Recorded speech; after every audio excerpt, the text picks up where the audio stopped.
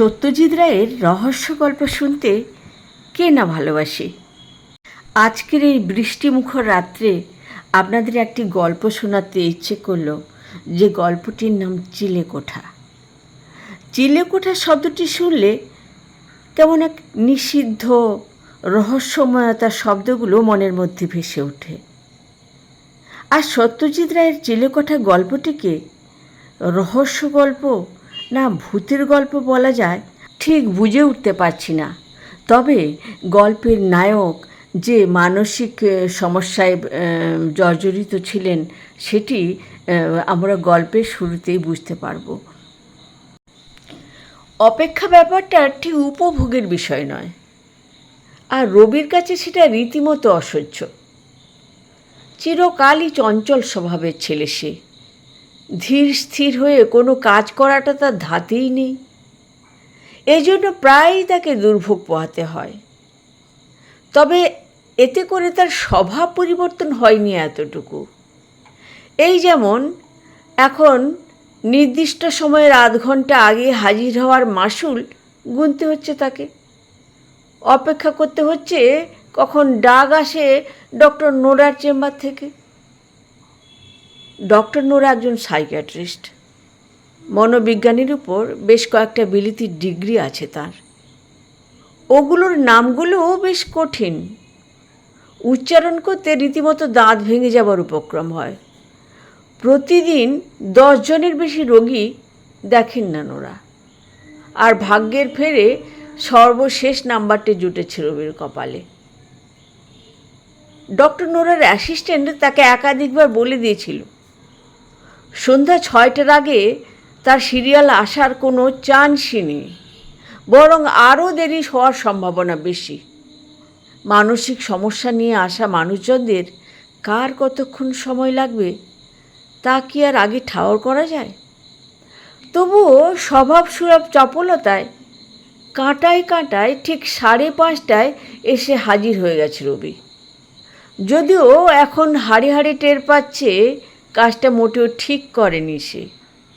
6টার পরে এলেই ভালো করত। ডাক্তারের চেম্বারের বাইরে একটা লম্বা মতন বারান্দা আছে। তাতে দর্শনার্থীদের বসবার জন্য এক সারি প্লাস্টিকের চেয়ার পাতা। দেয়ালের ধারে একেবারে শেষ মাথায় চেয়ারটায় হাত পা ছড়িয়ে বসে আছে রবি। চোখে মুখে রাজ্যের হতাশা খেলা করছে। কিছুক্ষণ আগেও সে ভাবছিল ভিতরের রোগীটাই হয়তো শেষ রোগী। সে বের হওয়া মাত্রই টুক করে ঢুকে পড়বে ও। কিন্তু বিধি বাম, মাত্র মিনিট 5 আগে 3 জনের একটা পরিবার আচমকা এসে হাজির হয়েছে। অ্যাসিস্ট্যান্টের সঙ্গে তাদের আলাপচারিতা থেকে এটুকু ঠিকই বুঝতে পেরেছে রবি, তাদের সিরিয়াল তার আগে 9 নম্বর। আরও কতক্ষণের ধাক্কা কে জানে। কাছে পিঠে আর কেউ না থাকায় রবির পাশেই এসে বসলো সম্প্রতি আসা মানুষগুলো। ভদ্রলোকের বয়স 50-এর কিছু বেশিই হবে। ভদ্রমহিলারও 40 ছুঁই ছুঁই। আর তাদের সঙ্গে আসা মেয়েটির বয়স 20 থেকে 25-এর মধ্যে। পান পাতার মতো গোলগাল মুখ, খাড়া নাক, চ্যাপটা চিবুক, রীতিমতো সুন্দরী বলা চলে তাকে। প্রায় কোমর ছুঁই ছুঁয়ে দীঘল কালো চুল আরও বেশি আকর্ষণীয় করে তুলেছে তাকে। 27 বছরের অবিবাহিত কুমার রবি। মেয়েটির দিকে আর চোখে বারবার তাকাবে এটাই স্বাভাবিক, তাই না? কিছুক্ষণ নীরবেই কেটে গেল। চোখের কোণ দিয়ে তাকানোর বাইরে আর বিশেষ কিছু করেনি রবি। তার কাছে মনে হচ্ছে মেয়েটিও তার প্রতি যথেষ্টই আগ্রহী, নইলে তার দিকে তাকিয়ে মুচকি হাসবে কেন? সাহস করে একবার সরাসরি তাকালো সে। মেয়েটির তখন তার দিকে তাকিয়ে থাকা অবস্থা, চোখে মুখে কৌতূহল, যেন বিশেষ কিছু জানতে চায় সে রবির ব্যাপারে। অদম্য আগ্রহে নিজের অজান্তেই গলাটা বকের মতো লম্বা করে দিল রবি। আর ঠিক তখনই কথা বলে উঠল মেয়েটি। তোর প্যান্টের চেন খোলা কেন? হতভম্ব হয়ে গেল রবি। এসব কি বলছে মেয়েটা? চট করে প্যান্টের দিকে চোখ চলে গেল তার। লাগানোই তো আছে চেন। মাইয়া দেখলেই বুঝি চোখ দিয়া চাটতে মন চায়? বেজন্মা কোনহানকার? কে রে তুই? মানুষ নাকি ভাদ্র মাসের পাগলা কুত্তা? চোখে মুখে অন্ধকার দেখল রবি। কি করবে, বলবে, কিছুই মাথায় আসছে না তার। গা কাঁপছে, শ্বাসও ঠিক মতো নিতে পারছে না সে। কি হচ্ছে এসব? বাস্তবেই ঘটছে তো, নাকি এটাও আর একটা দুঃস্বপ্ন? ঠাস করে একটা চড়ের শব্দে ঘোর কাটল তার। মেয়েটির গালে 5 আঙুলের ছাপ বসিয়ে দিয়েছে তার বাবা। কিছুক্ষণ আগের শান্ত সৌম্য রূপ আর নেই ভদ্রলোকের। তিনি এখন পুরোপুরি অগ্নিশর্মা। রবির দিকে তাকিয়ে বললেন, I am sorry young man, আমার মেয়ে মানসিকভাবে সুস্থ নয়, এজন্যই এখানে আসা। তুমি কিছু মনে করো না প্লিজ। না না, ইটস ওকে, আমি বুঝতে পেরেছি, কোনো মতে বলল রবি। হাত পা গুটিয়ে নিজের চেয়ারে জড়সড় হয়ে বসল সে। মাথা নিচু করে রেখেছে। মেয়েটির দিকে তাকানোর সাহস আর নেই। তাকালে দেখতে পেত তার দিকেই অপলক তাকিয়ে আছে মেয়েটি। ফিসফিস করে বলছে, পলাইয়া যা, পলাইয়া যা। আমি ভয় পাই, মৃদুস্বরে বলল রবি। ডক্টর নোরার মুখোমুখি চেয়ারে বসে আছে সে। তাকিয়ে আছে ডাক্তারের ভাবলেশীন চেহারার দিকে। কম আর বেশি ভয় আমরা সবাই পাই, এটা অস্বাভাবিক কিছু নয়, নোরা বললেন। তা আপনার ভয় পাওয়ার কারণটা কি?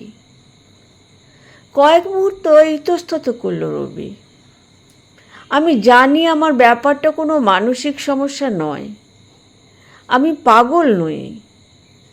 তবুও কেন যে আপনার এখানে এলাম সেটা আমি নিজেও জানি না। মানসিক সমস্যা থাকা মানেই কিন্তু পাগল হয়ে যাওয়া নয়, শান্তস্বরে বলল নোরা।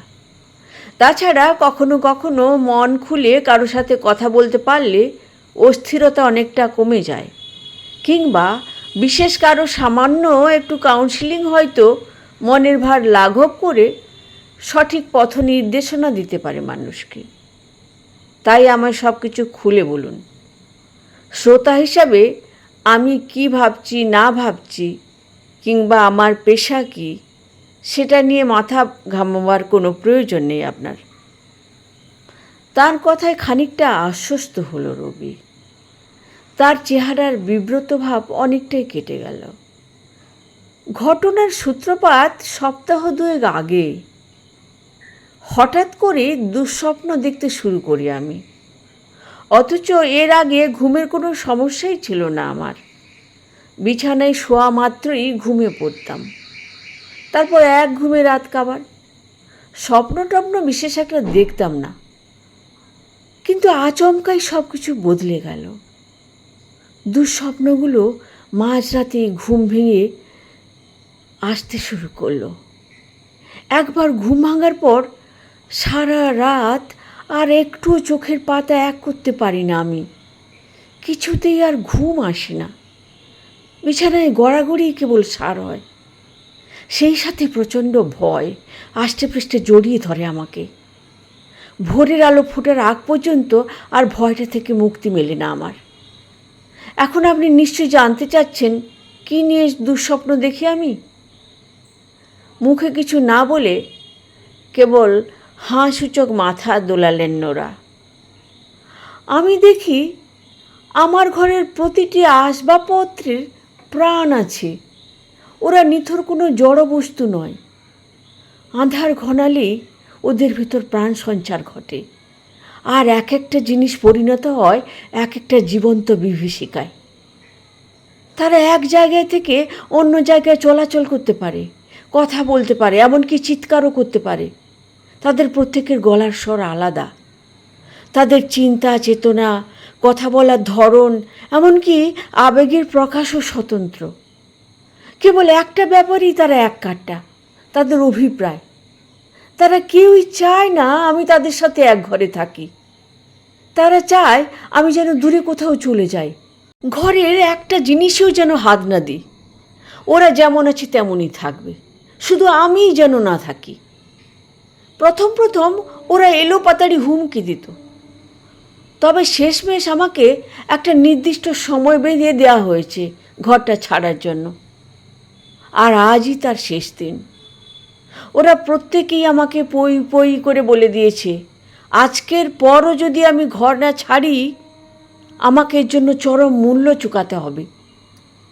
এখন আপনি বলুন, 2 সপ্তাহ ধরে প্রতি রাতে এমন স্বপ্ন দেখলে কিভাবে একজন মানুষ ভালো থাকে? ভয় পাওয়াটা কি খুবই অস্বাভাবিক? মাথা নাড়লেন নোরা। মোটেও অস্বাভাবিক নয়, খুবই স্বাভাবিক। যে কেউ এমন পরিস্থিতিতে ভয় পাবে।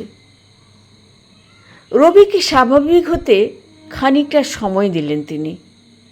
খেয়াল করেছেন কথা শেষ হলেও এখনো অল্প অল্প কাঁপছে সে। আচ্ছা, দুঃস্বপ্নগুলো কি কেবল রাত্রেই দেখেন, নাকি দিনে ঘুমোলেও হানা দেয় ওরা? হালকা স্বরে জিজ্ঞেস করলেন নোরা। জবাব দেওয়ার আগে কয়েক মুহূর্ত ভেবে নিল রবি। দিনে দেখিনি কখনো। আসলে দিনে ঘুমানোর সুযোগই তো হয় না আমার। সপ্তাহে 6 দিন চাকরি নিয়ে ব্যস্ত থাকতে হয়। 7 সকালে বেরিয়ে ফিরি সন্ধ্যার পর।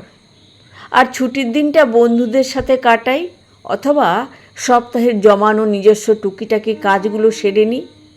এই যেমন আজ আপনার এখানে এলাম। বেশ, বুঝলাম, মাথা দোলালেন নোরা। অফিসে অথবা অফিসের বাইরে কোনো কিছু নিয়ে মানসিক চাপের মধ্যে নেই তো আপনি? আবারও কিছুক্ষণ বিরতি নিল রবি। এই মুহূর্তে আমার জীবন কোনো ক্রিটিক্যাল ফেজ অতিক্রম করছে না। চাকরিটা পরিশ্রমের হলেও ওটা নিয়ে সন্তুষ্ট আমি। আমার যা যোগ্যতা তাতে এর চেয়ে ভালো কিছু আশা করাটাও বোকামি। অফিসের সবার সাথে সম্পর্ক ভালো আমার। বসও আমাকে বেশ পছন্দ করেন বলেই জানি। অফিসের বাইরেও কোনো কিছু নিয়ে ঝামেলা নেই আপাতত। বাসায় কে কে থাকেন আপনার সাথে? আসলে একাই থাকি আমি এখানে, একটা দোতলা বাড়ির চিলেকোঠায়। বাবা মা গ্রামে থাকেন, শহরে আসতে চান না। তাই নিজের জন্য কোনো মতে চলনসই একটা আশ্রয় খুঁজে নিয়েছি আর কি। তাছাড়া যে আয় করি তা নিয়ে বিলাসবহুল জীবন কাটানোর কথা কল্পনাতেও ভাবা যায় না। তবে তা নিয়ে কোনো আফসোস নেই আমার।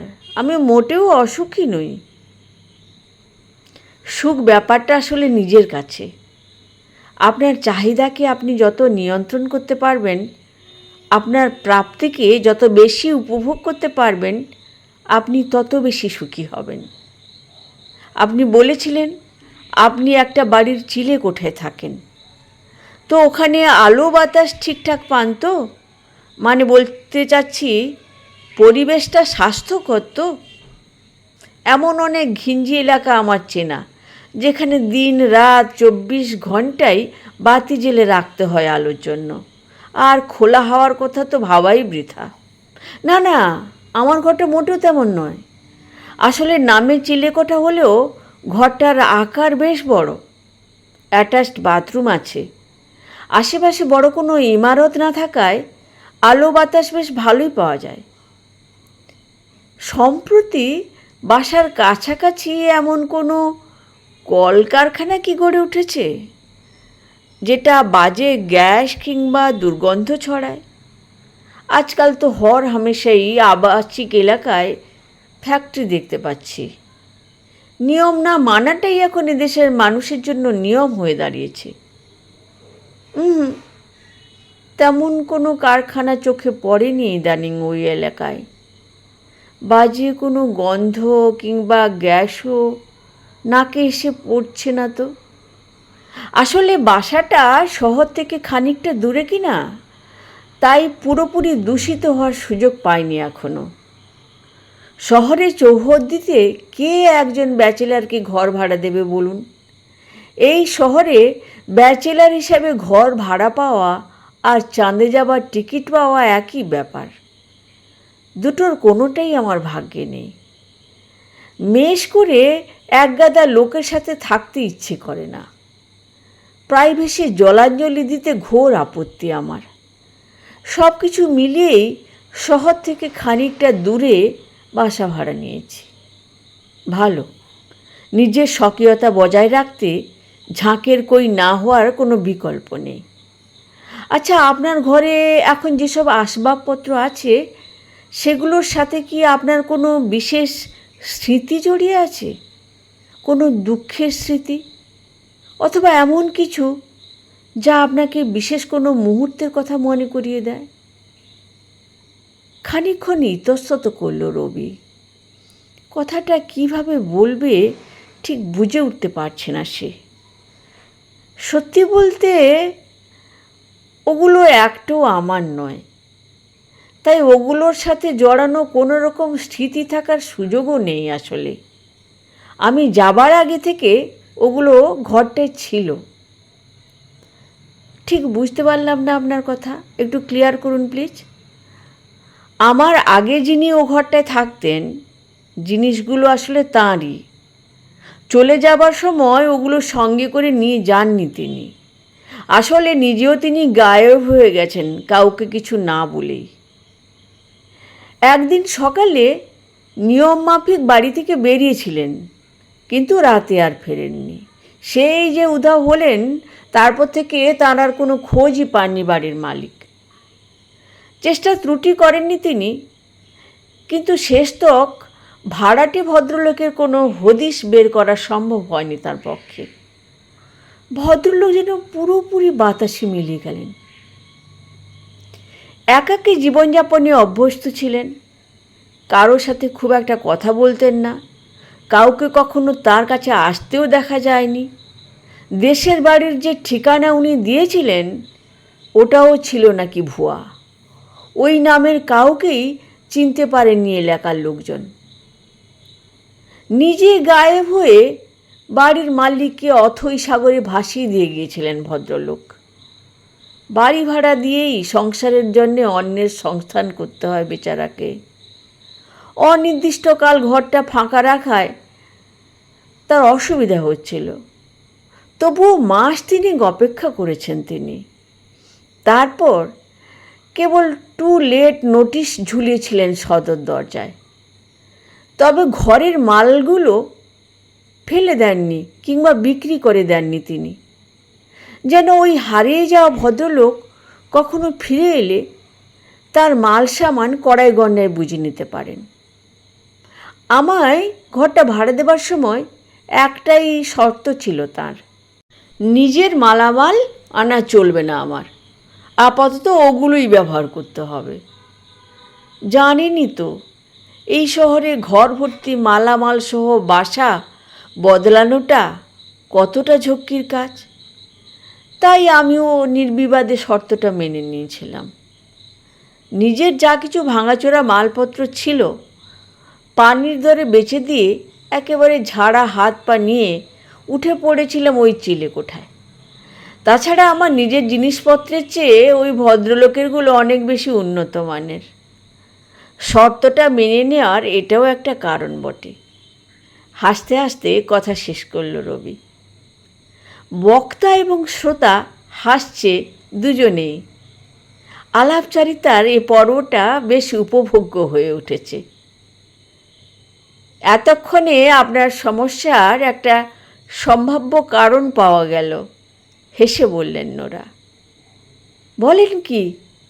জলদি খোলসা করুন প্লিজ। কিছুটা সামনের দিকে ঝুঁকে এলো রবি। মানুষের অন্যতম দুর্বল একটা বৈশিষ্ট্যের নাম মায়া। অদৃশ্য কিন্তু অত্যন্ত গুরুত্বপূর্ণ একটি ফোর্স এটি, যা পিছুটান তৈরি করে, সামনে এগোতে বাধা দেয় মানুষকে। মায়ার বন্ধন ছিন্ন করতে নিজের উপর অনেকখানি জোর খাটাতে হয়, যা প্রায়শই বেদনাদায়ক হয়ে ওঠে। মানুষ এই মায়া কেবল অন্য মানুষদের প্রতি অনুভব করে না, যে কোনো স্থান, যে কোনো জড়বস্তুর উপরেও জন্মাতে পারে মায়া। কোথাও বেশি দিন থাকলে জায়গাটার প্রতি আমাদের মায়া পড়ে যায়। কোনো জিনিস অনেক দিন ধরে ব্যবহার করলে সেটার প্রতিও আমাদের এক ধরনের মায়া অনুভব হয়। তাই পুরনো জিনিসপত্র আমরা চট করে ফেলে দিতে পারি না, আমাদের কষ্ট হয়। নতুনকে আমরা স্বাগত জানাই ঠিকই, তবে পুরনোর প্রতি হৃদয়ের টানটাও আমরা অস্বীকার করতে পারি না। তাদের হারানোর ভয়টা আমাদের মর্মযাতনার কারণ হয়। আপনার ক্ষেত্রেও ঠিক সেটাই ঘটেছে। এখন বর্তমান ঘরের আসবাবপত্রগুলো আপনার অনেক বেশি পছন্দ হয়ে গেছে। আপনার অবচেতন মন নিজের অজান্তেই সেগুলোকে আপন করে নিয়েছে। তাই তাদের প্রতি মায়ার টানটাও বেশ জোরালো। কিন্তু সচেতন আপনি জানেন ওগুলো আপনার নয়, ওগুলোর মালিক অন্য কেউ। যে কোনো সময় হাতছাড়া হয়ে যেতে পারে জিনিসগুলো। তাই আপনার ভেতর এক ধরনের দ্বন্দ্ব তৈরি হয়েছে। ওদেরকে হারানোর ভয়টা আপনার অবচেতন মনে আগে থেকেই ছিল, কিন্তু কোনো কারণে আচমকা সেই ভয়টা বেড়ে গেছে বহুগুণে। আপাত দৃষ্টিতে কোনো সাধারণ ঘটনা কিংবা দৈনন্দিন আলাপচারিতার কোনো নির্দোষ সংলাপই এক্ষেত্রে ট্রিগার হিসাবে কাজ করেছে বলে আমার ধারণা। আর এরপর থেকেই আপনার মধ্যে তৈরি হয়েছে এক ধরনের ঘোর, আর সেটাই দুঃস্বপ্ন হয়ে প্রতিনিয়ত আপনাকে তাড়িয়ে বেড়াচ্ছে এখন। আমার মনে হয় শুধু রাতে নয়, দিনে ঘুমালেও স্বপ্নটা আপনি দেখতে পেতেন, কারণ কেবলমাত্র ঘুমের সময়ই আপনার অবচেতন মন সচেতন আপনার উপর আধিপত্য করার সুযোগ পায়। রাত কিংবা অন্ধকারের সাথে আদৌ এর কোনো সম্পর্ক নেই। নোরার কথা শেষ হলেও বেশ কিছুক্ষণ চুপ করে রইল রবি। বুঝতে পারছে অযৌক্তিক কিছু বলেননি ভদ্রমহিলা। সমস্যাটা আসলে তার মনে। তাকে আরও কিছু টুকটাক প্রশ্ন করলেন নোরা। শান্তভাবেই প্রশ্নগুলোর জবাব দিল রবি। তাকে যত দ্রুত সম্ভব বাসা পাল্টানোর পরামর্শ দিলেন ডাক্তার। সেই সঙ্গে বেশ কিছু ওষুধও লিখে দিলেন। গভীর ঘুম এবং দুশ্চিন্তামুক্ত থাকতে এগুলো কাজে দেবে। ওষুধ নিয়ে যখন বাসায় ফিরল সে, ঘড়ির কাঁটায় তখন রাত 9:10। অন্যান্য দিনের তুলনায় সে রাতে বেশ খানিকটা জলদি বিছানায় গেল। বহুদিন পর দুঃস্বপ্নমুক্ত একটা ফ্রেশ ঘুমের প্রত্যাশা করছে। ঠিক কী কারণে অমন গভীর ঘুমটা চট করে ভেঙে গেল সেটা রবি নিজেও জানে না। তবে সত্যিই কোনো দুঃস্বপ্ন দেখেনি সে। নিস্তব্ধ রাতে ঘড়ির কাঁটার একঘেয়ে শব্দটাও অনেক বেশি জোরালো শোনাচ্ছে। বালিশের পাশে রাখা মোবাইলে সময় দেখল রবি। রাত 2 বাজে। সকাল হতে এখনও ঢের দেরি। এতটা সময় অযথা জেগে থাকার কোনো মানে হয় না। তাই 1 গ্লাস পানি খেয়ে আবারও শুয়ে পড়বে বলেই মনস্থ করল সে। রাতে ঘুম ভাঙলে বড্ড পানি পিপাসা পায় তার। তাই পানির জগ আর গ্লাসটা সবসময় হাতে নাগালেই রাখে। খাটের পাশে ছোট্ট একটা টি টেবিল, তার উপরেই রাখা থাকে ওগুলো। পাশ ফিরে গ্লাসে পানি ঢালতে গিয়ে রীতিমতো আঁতকে উঠল রবি। ঘরের মাঝখানে খানিকটা উবু হয়ে ওটা কি বসে আছে? হাত পাগুলো অমন অদ্ভুত ভঙ্গিমায় দোলাচ্ছে কেন? ঘরেই বা ঢুকলো কেমন করে লোকটা? তোকে এখান থেকে চলে যেতে বলেছিলাম, ফিসফিস করে বলে উঠল লোকটা, যেন বহু দূর থেকে ভেসে আসছে তার কণ্ঠস্বর। আতঙ্কে আত্মা খাঁচা ছাড়া হওয়ার উপক্রম হলো রবির। গায়ের সব কটা লোম দাঁড়িয়ে গেল মুহূর্তেই। প্রাণপণে চিৎকার করার জন্য মুখ খুলল সে, আর ঠিক তখনই আবিষ্কার করল নড়ছে না লোকটা, এখন পুরোপুরি স্থির হয়ে আছে। মনে খানিকটা সাহস সঞ্চার করতে অনেকটা সময় লেগে গেল রবির, তবে শেষতক নিজের উপর নিয়ন্ত্রণ ফিরে পেল সে। প্রাণ প্রাচুর্যে ভরা তার বয়সী একজন তরুণ যদি রাত দুপুরে ভূতের ভয়ে চেঁচিয়ে পাড়া মাথায় করে, সবার সামনে মুখ দেখাতে পারবে আর? লজ্জায় মাথা হেঁট হয়ে যাবে না? খানিকটা মনোবল ফিরে পেতেই এক দৌড়ে দেয়ালের সুইচ বোর্ডের কাছে চলে গেল সে। উজ্জ্বল আলো নিমেষেই ঘরের সমস্ত অন্ধকার ঝেঁটিয়ে বিদায় করে দিল। কোথায় লোক, কোথায় কি? ঘরের মাঝখানে ওটা তো একটা কাঠের চেয়ার। কিন্তু লাখ টাকা বাজি রেখে বলতে পারে রবি, কিছুক্ষণ আগেও ওটা দেখতে ঠিক এরকম ছিল না। আর ফিসফিস করে দেয়া হুমকিটাও সে ভুল শোনেনি। চট করে ব্যাপারটা মাথায় এলো তার। চেয়ারটা ঘরের মাঝখানে এলো কী করে? ওটা তো সবসময় ঘরের কোণায় রিডিং টেবিলটার পাশে থাকে। আজ ঘুমোনোর সময়ও ওখানেই তো ছিল ওটা। তাহলে কাছে গিয়ে ভালো করে ওটাকে পরীক্ষা করে দেখতে লাগলো রবি। কোনো পরিবর্তন তো নেই, যেমন ছিল তেমনটাই আছে ওটা। তবুও ভয়টা পুরোপুরি কাটল না তার। শেষমেশ দরজা খুলে ওটাকে ছাদের এক কোণায় রেখে এসে তবেই সে শান্ত হলো। সকালে ভেবে চিনতে দেখবে ওটাকে নিয়ে কী করা যায়। আবার বিছানায় সে ফিরল ঠিকই, কিন্তু ঘরের বাতিটা জ্বালানোই রইল। অন্ধকারে ঘুমানোর সাহস নেই আর। বেশ কিছুক্ষণ কিছুই ঘটল না। তার চোখের পাতা দুটো ভারী হয়ে আসছে। পাশ ফিরে আরও খানিকটা আরাম করে শুতে গেল সে। আর ঠিক তখনই দপ করে নেবে গেল বাতিটা। চমকে উঠল রবি। লোডশেডিং! কিন্তু ফ্যানটা তো দিব্যি ঘুরছে। বাইরের ল্যাম্প পোস্টের বাতি থেকে হালকা আলো আসছে জানলার ফাঁক ফোকর গলে। লাইটটা কি তাহলে ফিউজ হয়ে গেল? কেউ আজ তোকে বাঁচাতে পারবে না আমাদের হাত থেকে। খোদার দরবারে তোর মরণ লেখা হয়ে গেছে। আজ আর তোর কোনো নিস্তার নেই। আচমকা শোনা গেল ভয়াল এক কণ্ঠস্বর। ঘরের বদ্ধ বাতাসে বার কয়েক প্রতিধ্বনি তুলল বাক্যটা। নিখাত আতঙ্কে কেঁপে উঠল রবির সারা শরীর। ঘরের আবছা অন্ধকারে যা দেখছে সে তার নিজের কাছে অবিশ্বাস্য ঠেকছে এখন। স্বপ্ন কেমন করে সত্যি হয়? আলনাটা সাধারণ কোনো আলনা নেই এখন। অসংখ্য ডানা বিশিষ্ট অতিকায় এক পাখি হয়ে গেছে ওটা। পরিপাটি করে সাজানো কাপড়গুলো যেন একটা দুর্বিনীত পাখা।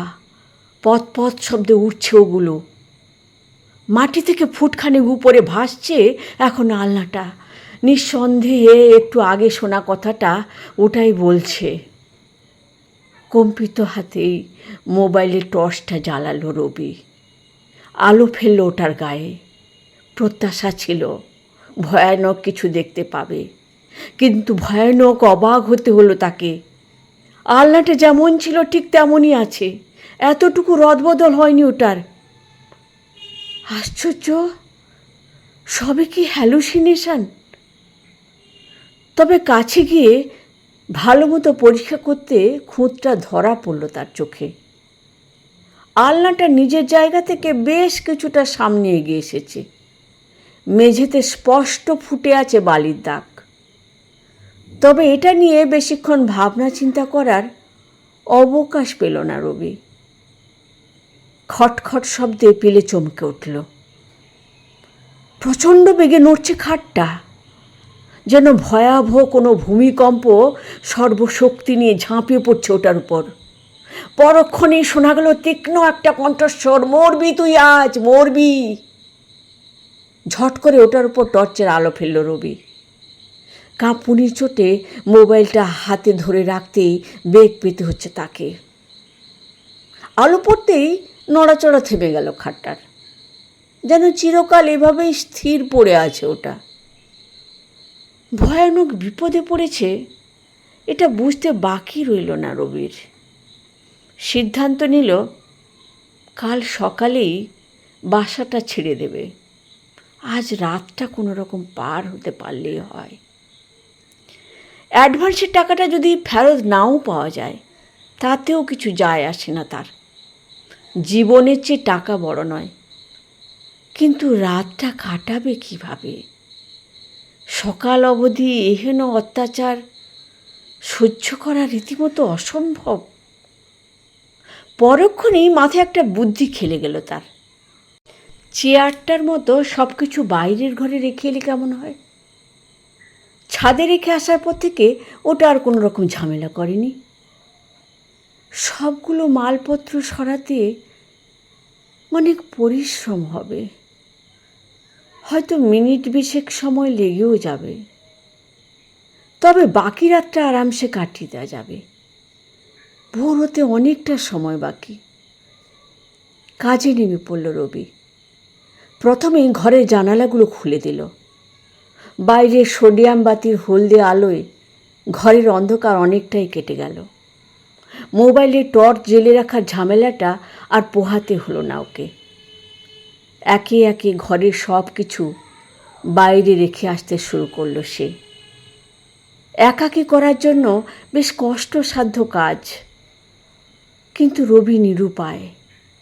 পুরো ঘরটা ফাঁকা করতে তার হিসেবের চেয়ে মিনিট 5 বেশিই লাগলো। তবে তাতে কিছু যায় আসে না তার। কাজটা শেষ হয়ে গেছে এটাই স্বস্তি। এখন অন্তত শান্তিতে কিছুক্ষণ ঘুমোবে। মেঝেতে একখানা চাদর বিছিয়ে তাতেই শুয়ে পড়ল সে। ক্লান্ত শরীর, চোখের পাতা বুজে আসতে সময় লাগলো না। সবে চোখ দুটো বন্ধ করেছে কি করেনি, আবার শোনা গেল কলজে কাঁপানো এক কণ্ঠস্বর, সময় শেষ। চমকে উঠে জেগে উঠল। কি কথা বলছে? ঘরে তো একটা কিছু অবশিষ্ট নেই আর। খিক খিক হাসির শব্দে উপরে তাকাতে বাধ্য হলো রবি। সঙ্গে সঙ্গে আতঙ্কে জমে বরফ হয়ে গেল তার পুরো শরীর। চোখ দুটো কোটো ছেড়ে বেরিয়ে পড়বার প্রাণপণ চেষ্টা করছে।